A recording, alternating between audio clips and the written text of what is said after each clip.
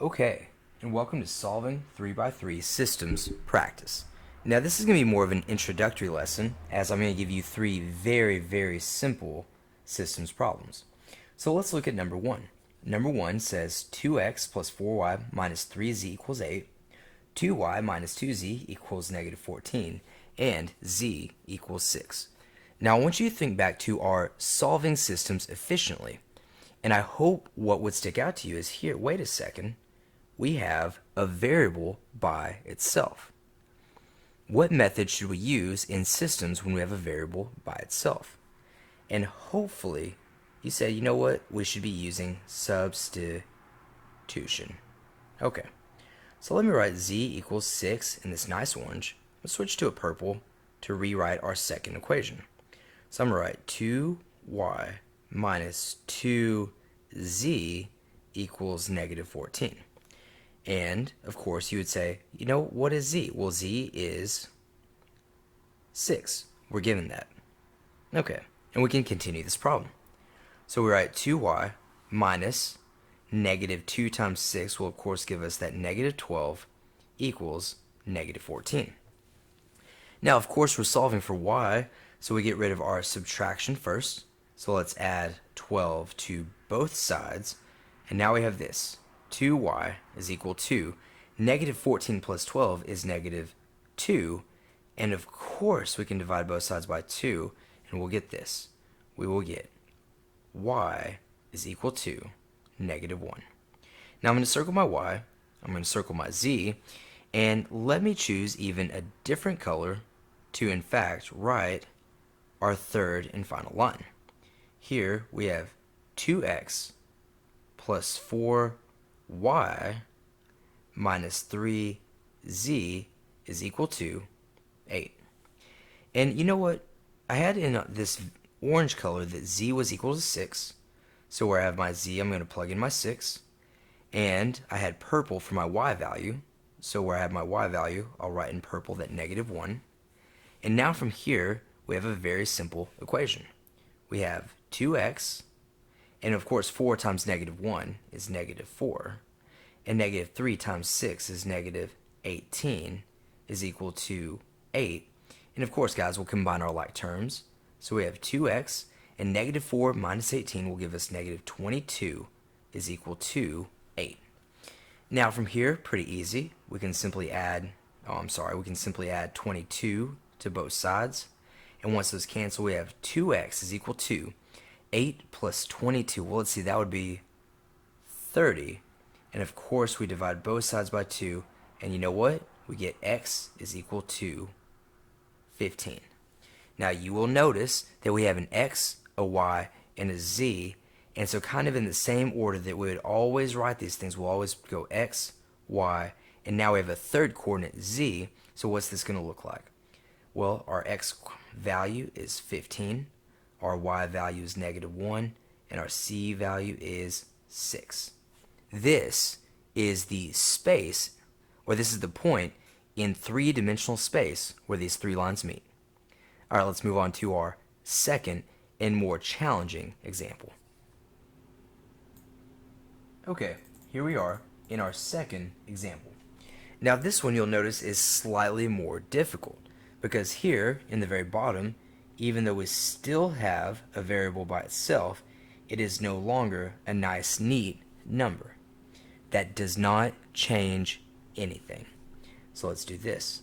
Let's go ahead and write our second equation, and I'm going to write 4y. Notice I'll leave my y blank because I already know what y is. Y is 8z. So 4y minus 3z is equal to 14. Okay, now from here, guys, let's go ahead and plug in what we know. And you know what? I'm going to go ahead and say, you know what? My y, I'm going to do that in red.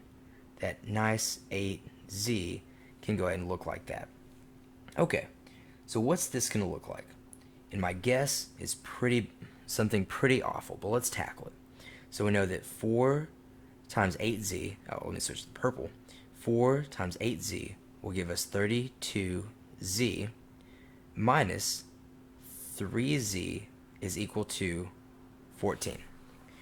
Now from here, we see that we have our z terms on the left and our z terms on the right. I'm sorry, both z terms on the left.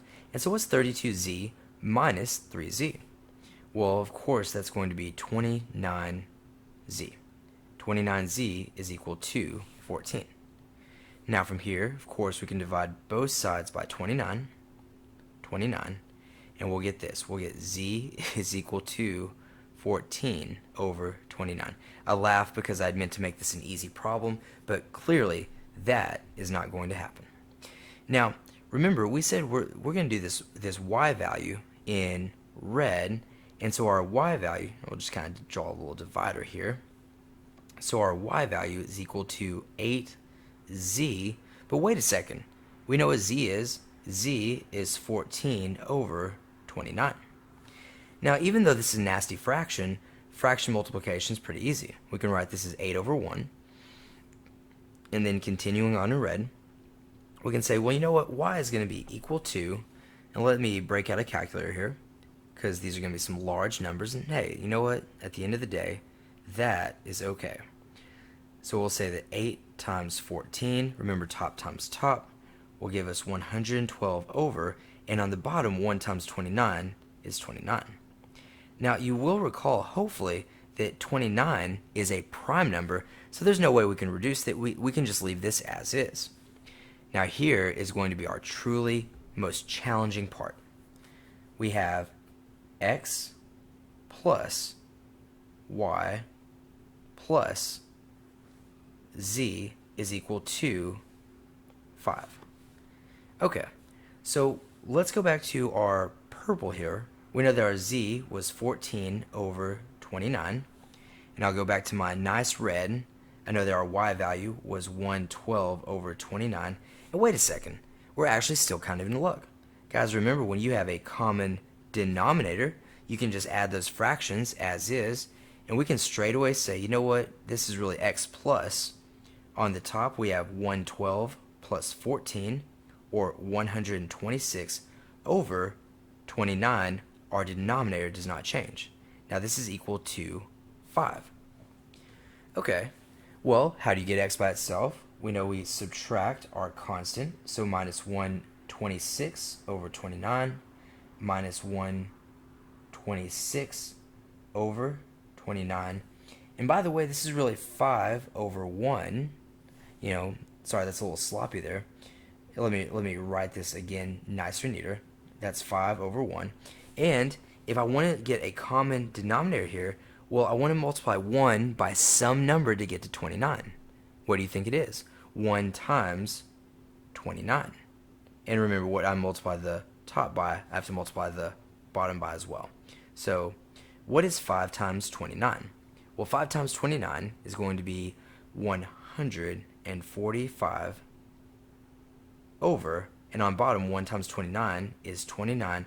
And remember, we are subtracting away, remember that's a minus, this 126 over 29. Okay, now this has gotten a little crazy. Remember, that's a zero pair. So basically we're saying this. We're going to say, you know what, x is equal to, and 145 over 29 minus 126 over 29 looks like it's actually going to give us 19 over 29. And well, you know what? We've just created one of the grossest answer choices ever, but it wasn't that bad. So let's see. We know that our x value is this 19 over 29. We know that our y value is this 112 over 29. And we know that our z value is this 14 over 29. And guys, y'all are in luck. I made all the answer choices that you're about to do. They're all perfect numbers. You don't have to worry about any fractions. So if you understood that, you are golden. Good luck, and I'll see y'all in our next video.